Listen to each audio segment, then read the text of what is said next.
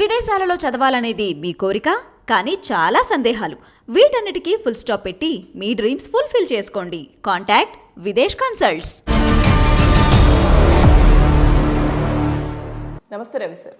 నమస్తే లక్ష్మి సార్, తెలంగాణలో అసెంబ్లీ సమావేశాలు ఇప్పుడు రాజకీయ వేడిని సంతరించుకున్నట్టుగా మాటల తూటాలు పేలుతుంటే అది అర్థమవుతుంది సార్.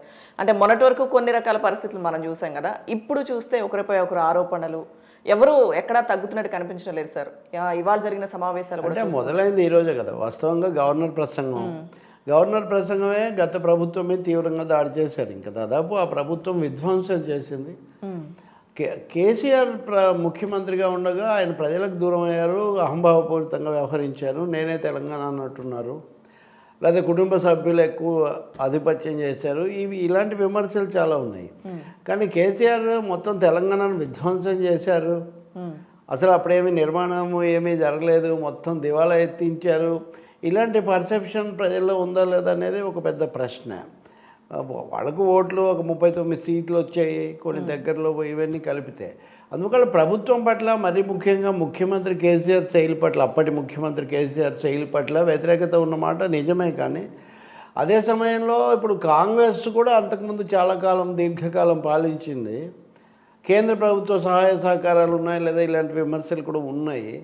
వీటి ప్రసక్తి ఏమీ లేకుండా ఓన్లీ అగెనెస్ట్ గత ప్రభుత్వం అన్న దాని మీదే దాడి చేసి ఈ 10 ఏళ్ళు విధ్వంసం అనే పద్ధతిలోనే గవర్నర్ ప్రసంగం సాగింది.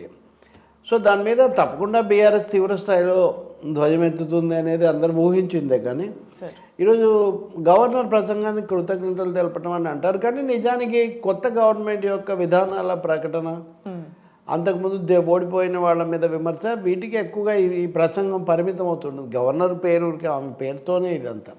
గవర్నర్ ఎటు తిరిగి నామమాత్రమే కదా. గవర్నర్ ప్రసంగానికి ధన్యవాదాలు తెలపడం అంటే రాజకీయ ప్రసంగం. కొత్త ప్రభుత్వం వచ్చాక విధానాలు అవన్నీ. ఈరోజు ఒక ఎమ్మెల్యే ప్రభుత్వం తరఫున రామ్మోహన్ రెడ్డి, తర్వాత వివేక్, వీళ్ళు మాట్లాడాక కేసీఆర్ ఎలాగో సభకు రాలేరు కాబట్టి ఆయన అస్వస్థత వల్ల కేటీఆర్ ప్రసంగం మీదే ఫోకస్ అంతా ఉంది. నిజానికి ఆయన వర్కింగ్ ప్రెసిడెంటే కదా, వర్కింగ్ చీఫ్ మినిస్టర్ అన్నట్టుగా గతంలో కూడా ప్రభుత్వంలో కేంద్ర బిందువుగా ఉంటూ వచ్చారు. సో ఆయన ప్రసంగం మీద మొత్తం దృష్టి కేంద్రీకరించబడింది. కేటీఆర్ ప్రసంగం, దానికి ముఖ్యమంత్రికి రేవంత్, ఉప ముఖ్యమంత్రి భట్టి, వీళ్ళందరి అభ్యంతరాలు, ఆక్షేపణలు, వేడెక్కినటువంటి ఈ వాతావరణం, ఇదంతా కూడా తెలంగాణ శాసనసభ ఎలా ఉండబోతుంది అనేదానికి ఒక శాంపిల్గా మనం చూడాల్సి ఉంటుంది. ఈరోజు చూసింది ఒక ట్రయల్ లాంటిదే.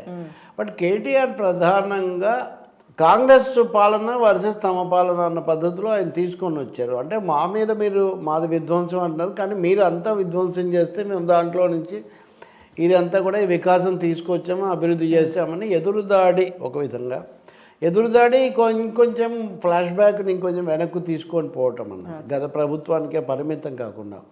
సో కాంగ్రెస్కు, బీఆర్ఎస్కు, లేదా కేటీఆర్కు, ఇతర మంత్రులకు మధ్యలో జరిగిన చర్చ అంతా ఈ పాయింట్ మీద ఆధారపడి ఉంది, నడిచింది. మీరు తెలంగాణ వచ్చిన తర్వాత పాలించింది మీరు కాబట్టి, మీరు చేసిన మంచి చెడ్డలు మీ మీద తీర్పు కాబట్టి దాన్ని మేము చర్చిస్తాము అనేది, చర్చించాలి, అంతకంటే వెనక్కు వెళ్ళకూడదు అనేది కాంగ్రెస్ నాయకులు, ఉప ముఖ్యమంత్రి అందరు చేసే వాదన. అంతకుముందు బాగాలేనందుకు కదా తెలంగాణ తెచ్చుకున్నాం, అంతకుముందు ఎంత అధ్వానంగా ఉంది, అది ఉంటే కదా మాది అర్థమయ్యేది అనేది ఈయన వాదన. సో ఈ క్రమంలో ఉదాహరణకు అప్పులు చాలా పెరిగాయి, విద్యుత్ శక్తి అప్పులు, లేకపోతే పౌర సరఫరాల శాఖ అప్పులు. అంటే మీరు పౌర సరఫరాల శాఖ దగ్గర ఉన్న స్టాక్స్ ఎందుకు చూడరు, విద్యుత్ శక్తి శాఖలో మేము ఏర్పాటు చేసిన అసెట్స్ మీరు ఎందుకు చూడరు, అలాగే మేము తెచ్చినంత productive debt. So it is a defence cum offence KTR ప్రసంగం. మేము ఇవన్నీ చేసాము, మీరు దాన్ని చూడట్లేదు. కాంగ్రెస్ హయాంలో ఈ గంజి కేంద్రాలు, ఫ్లోరోసిస్, ఇవన్నీ నిజానికి ఉద్యమ కాలంలో వాళ్ళందరూ కూడా చెప్పినవే, వీళ్ళు కూడా చెప్పినవే అప్పుడు, కాంగ్రెస్ వాళ్ళు కూడా. కాబట్టి తీవ్ర స్థాయిలోనే, అంటే ఏమాత్రం తగ్గేదేలే అనే పద్ధతిలో ఉండాలని బీఆర్ఎస్ నిర్ణయించుకున్నట్టు మనకు అర్థమవుతుంది. అదే సమయంలో కాంగ్రెస్ అంతమంది మంత్రులు వచ్చి, చివరకు రేవంత్ రెడ్డి ముఖ్యమంత్రి కూడా వచ్చి మాట్లాడి, ఇవన్నీ ఎందుకు జరిగాయంటే ఈ నెరేటివ్ కనుక ఇప్పుడు వస్తే ఇది ఏమాత్రం రాజకీయంగా తమకు అనుకూలంగా ఉండదు.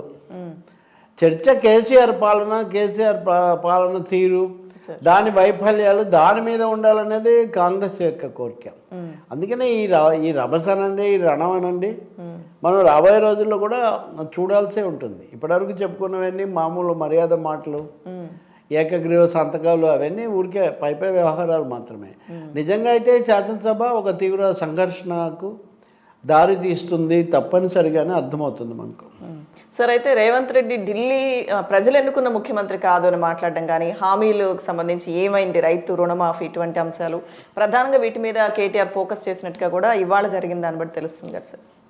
అది నిజమే. అంటే అదే కదా, మేము ప్రజల నిజమైన తెలంగాణకు మేము వారసులం. మా కేసీఆర్ వారసుడు. రేవంత్ రెడ్డి ప్రజలు ఎన్నుకున్న ముఖ్యమంత్రి కాదు, ఈయన నామినేటెడ్ ముఖ్యమంత్రి, అలా ఢిల్లీ రుద్దిన ముఖ్యమంత్రి అని చెప్పాలనేది. బట్ మెజారిటీ ఉన్న పార్టీ వాళ్ళ ముఖ్యమంత్రిని ఎలా ఎన్నుకుంటుంది అనేది వాళ్ళ ఇష్టమే, కానీ దాన్ని వీళ్ళు నిర్ణయించలేరు కదా. కానీ రాజకీయంగా ఆ మాట వీళ్ళు అంటూ ఉన్నారు. దానికి అందుకే కదా ఆయన దామోదర్ రాజనరసింహ లేచి మా పార్టీలో ఒక పద్ధతి ఉంది, దాని ప్రకారం మేము వెళ్తాం, నేను కూడా అదే చెప్తున్నాను మళ్ళీ ఈయన అనడం. అంటే వీళ్ళు రేవంత్ రెడ్డి ప్రభుత్వాన్ని ఏమాత్రం రేవంత్ రెడ్డిని మీ నాయకుడు కాదు, మీరు ప్రజలు ఎన్నుకోలేదు, అంతకంటే సీనియర్ల పేర్లు అతను చాలాసార్లు చెప్తున్నాడు. అలాగే సిరిసిల్లలో కేటీఆర్ చీమలు పెట్టిన పుట్టలో పాము చేరినట్టుగా అంతకుముందు కేకే మహేందర్ రెడ్డి దాన్ని డెవలప్ చేస్తే ఈయన వచ్చి చేరాడు కేటీఆర్ అని రేవంత్ రెడ్డి చెప్తే, భట్టి విక్రమార్క, ఉత్తమ్ వీళ్ళందరూ ఆ పార్టీని డెవలప్ చేస్తే రేవంత్ రెడ్డి వచ్చి ఇక్కడ చేరాడు అనే ఒక థీమ్, అనే ప్రత్యారోపణ కేటీఆర్ చేస్తున్నారు. ఇదంతా వన్ అప్ మ్యాన్షిప్, మాటకు మాట, ఎదుటి వాళ్ళని కాస్త ఇరకాటంలో పెట్టే ఒక పద్ధతి. దాంతోపాటు ఒక పెద్ద ఆలోచన కూడా ఉండొచ్చు సార్. అంటే కాంగ్రెస్కు మెజారిటీ తక్కువగా ఉంది కాబట్టి రేవంత్ రెడ్డి ఏం వీళ్ళందరూ నాయకుడు కాదు, ఈయన అన్యాయంగా కాంగ్రెస్లో అంతర్గతమైన వైరుధ్యాలను, విభేదాలను పెంచడానికి, ఒక విధంగా వాటిని ఎత్తి చూపడానికి కేటీఆర్ తీవ్ర ప్రయత్నం చేసినట్టు మనకు అర్థమవుతుంది. ఇంకొక దశలో ముఖ్యమంత్రి కూడా స్వయంగా జోక్యం చేసుకొని ఆయన చేసింది చూస్తే ఆయనది కూడా ఎదురుదాడి, విసురులు దాంట్లో చాలా ఎక్కువగా ఉన్నాయి. ముఖ్యంగా కేసీఆర్ గురించి, కేసీఆర్ కూడా కాంగ్రెస్ నుంచి వచ్చిన వాడే అనేది ఒకటైతే, రెండోది కేటీఆర్ను ఎన్ఆర్ఐ అంటుంటారు కాబట్టి నాన్ రిలయబుల్ ఇండియన్స్ అని అనటం, ఆంబోతులు అచ్చోసిన ఆంబోతుల్లాగా రాకూడదని అంటాం. వీటన్నిటిలో అంటే రేవంత్ రెడ్డి నిలదొక్కుకోవడానికి ఆకర్షించడానికి ప్రధాన కారణం తీవ్ర స్థాయిలో కేసీఆర్ను ఎదుర్కోవటం అనేది ఆయన శిబిరం యొక్క పర్సెప్షన్. సో దాన్ని ఏమాత్రం తగ్గకూడదు, సీఎంగా కూడా దాన్ని అదే కొనసాగించాలన్న పద్ధతిలో ఆయన ఈరోజు మాట్లాడినట్టు మనకు అర్థమవుతుంది. అయితే నాన్ రిలయబుల్ ఇండియన్స్ అంటాం అనేది ఆయన కేటీఆర్ను ఉద్దేశించి అన్నప్పటికీ మిగతా వాళ్ళకి కూడా కొంచెం నొప్పి కలిగించే విషయం. ఎందుకంటే విదేశాల్లో ఉన్న వాళ్ళందరూ ఇండియన్స్గా నాన్ రిలయబుల్ అంటే దాని మీద ఎవరెవరు ఎలా స్పందిస్తారో, ఆయన ఎలా సర్దుకుంటారో నాకు తెలియదు. కానీ ఇంకా మిగతావి అంటే సమర్థన కోసం ఎదురుదాడి ఇలాంటివే. కాబట్టి అందులో సబ్స్టెన్స్ రీత్యా తక్కువే అనుకోవాలి మనం. ఇట్ ఈస్ మోర్ ఏ పంచుల కోసమే. దానికి మళ్ళీ ఈయన కూడా అదే స్థాయిలో ఈయన కూడా మీరు మీ అధ్యక్షురాలే విదేశాల నుంచి వచ్చారని, కాబట్టి ఎవరి అస్త్రశస్త్రాలు వాళ్లకు పుష్కలంగా ఉన్నాయనేది మనకు ఒకటి అర్థమవుతుంది. విధానపరమైన అంశం దీంట్లో అసలు పెద్దగా చర్చకు రాలేదు. రెండవది కేంద్రం అనేది ఇద్దరి మధ్య మూడో వాడికి లాభమని కేంద్రం ప్రస్తావన లేకపోవడం చాలా ఆశ్చర్యం కలిగిస్తుంది. సో ఓవరాల్గా చూస్తే చాలా హీటెడ్ డిబేట్ ఇది, చాలా తీవ్ర. మొదటి రోజే ఇంత తీవ్ర స్థాయికి వెళ్ళటం అంటే బీఆర్ఎస్ తీవ్ర స్థాయిలోనే ఎదుర్కొంటుంది, ఒక ఘర్షణ వాతావరణంలోనే శాసనసభ జరగబోతుందని మనకు అర్థమవుతుంది. ఓకే సార్, అయితే గతంలో అంటే ఆయన ముఖ్యమంత్రిగా ప్రమాణ స్వీకారం రేవంత్ రెడ్డి చేస్తున్న సమయంలో కానీ కొత్త ప్రభుత్వానికి ఒక 6 నెలలు మనం సమయం ఇవ్వాలి, వాళ్ళు కుదురుకోవాలి, ఇవన్నీ చూసాం. అంటే ఎన్ని ప్రకటనలు చేసినా కానీ రాజకీయాల్లోకి అనేది దిగిన తర్వాత అవేమి ఉండవా సార్? ఎవరి దాడి వాళ్ళు మొదలు పెట్టేస్తారనే పరిస్థితులే ఉంటాయా? కొత్త ప్రభుత్వానికి సహకరించడము, వాళ్ళ హామీలు అమలయ్యడానికి తోడ్పడటం అనేది ఒక భాగం. రేవంత్ కూడా అడిగారు కదా ఆ మాటకు వస్తే, ముఖ్యమంత్రి వచ్చి అక్కడికి ప్రతిపక్ష నేతగా కేసీఆర్ వచ్చి మాకు ఆయన సూచనలు చేయాలి, ఇవన్నీ కూడా. అయితే రాజకీయ రణం రాజకీయంగా జరుగుతూనే ఉంటుంది. సమయం ఇస్తారా లేదా అంటే మీరు ఇంకో రూపంలో దీన్ని చూడవచ్చు. 100 రోజులు ఈ రోజు నుంచి లెక్క పెట్టుకోండి, 100 రోజులు మార్చి 17వ తారీఖు కౌంట్ డౌన్ స్టార్ట్ అవుతుందని ఒక మాట అన్నారు. అంటే సమయం ఏముంది, మార్చి 17 వరకు ఇస్తారనమాట మ్యాక్సిమం. అప్పటి వరకు లెక్కలు చూడడం దీనికే సరిపోతుంది కదా. అంటే మార్చి 17 తర్వాత ఈ ప్రభుత్వానికి కౌంట్ డౌన్ అంటే దీని పతనం ప్రారంభం అవుతుందని చెప్తున్నారు కేటీఆర్ ఇంకా సూటిగా. అంటే ఈ 6 నెలలు అనే ఒక లెక్క ఏదో నడుపుతున్నారు కదా, ఈ 6 months థియరీకి బేస్ ఏంటో మనకు తెలీదు.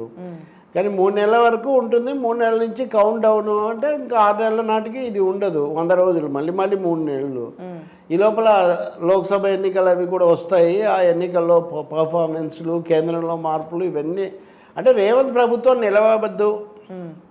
రేవంత్ రెడ్డి ప్రజలు ఎన్నుకున్న ముఖ్యమంత్రి కాదు, రేవంత్ రెడ్డి ప్రభుత్వం నిలబడేది కాదు అని మళ్ళీ మేమే వస్తాం అనే ఒక మెసేజ్ ఏదో రూపంలో ఇవ్వటం. అలాగే ప్రతిపక్ష సభ్యుల సంఖ్యలన్నీ కూడా అక్కడ కేటీఆర్ తన ప్రసంగంలో చెప్పారు. అందువల్ల ప్రభుత్వం మీద విశ్వాసం పెద్దగా లేదు, ఉండకూడదు, ఉండకుండా చూడటం అనేది కూడా బీఆర్ఎస్ ఒక టాస్క్గా పెట్టుకున్నట్టుగా ఉంది. తమ పాలన మీద దాడి చేసిన మేరకు ఇదంతా కూడా కాంగ్రెస్ పుణ్యమే, మేము బాగు చేస్తే మీరు వచ్చి తప్పుగా చిత్రిస్తున్నారని చెప్పడం రెండో లక్ష్యం. మూడోది, మీరు ఇచ్చిన వాగ్దానాలు మీరేం అమలు చేసుకోలేదు. రెండో రోజు, మొదటి రోజు అనేవన్నీ చెప్పిన వాళ్ళు ఇప్పటివరకు 10% కూడా మీరు ఏం చేయలేదు అని వాగ్దాన భంగం చేశారండి. వాగ్దాన భంగం అనడానికి ఇది చాలా too early. But at the same time మొదలే కాలేదు.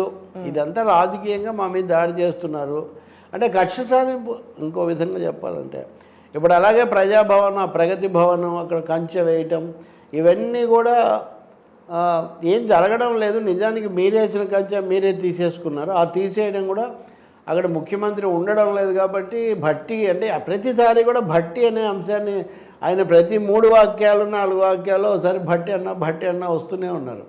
So Congress intensifying Congress internal differences అన్నది కూడా ఆయన దాంట్లో ఒక పెద్ద వ్యూహం అనుకోవాలి. అన్నిటికంటే ముఖ్యంగా మేము అంతే ధీటుగా దాడి చేస్తాం. We are the voice of Telangana, you are the voice of your high command అనే ఒక పిక్చర్ ఇవ్వడానికి జరిగిన ప్రయత్నంగా భావించాలి మనం. ఆ తర్వాత మనం అక్బరుద్దీన్ ప్రసంగం చూస్తాం. మజ్లిస్, కాంగ్రెస్ పార్టీ రేవంత్ రెడ్డి ముఖ్యమంత్రి అయ్యాక మొదటి సమావేశం మజ్లిస్ వాళ్ళతోనే జరిపి పాత బస్తీ అభివృద్ధి సమీక్ష అది చేశారు.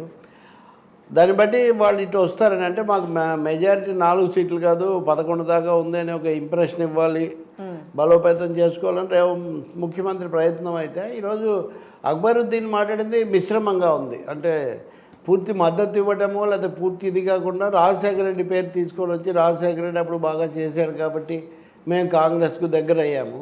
బీజేపీ, బీఆర్ఎస్ ఒక ముస్లిం అభ్యర్థిని కూడా గెలిపించుకోలేకపోయారు, ఒక్కరిని కూడా నిలబెట్టలేదు ఈ పద్ధతిలో. అంటే కాంగ్రెస్ కొంతమంది ముస్లిం అభ్యర్థులను నిలబెట్టింది.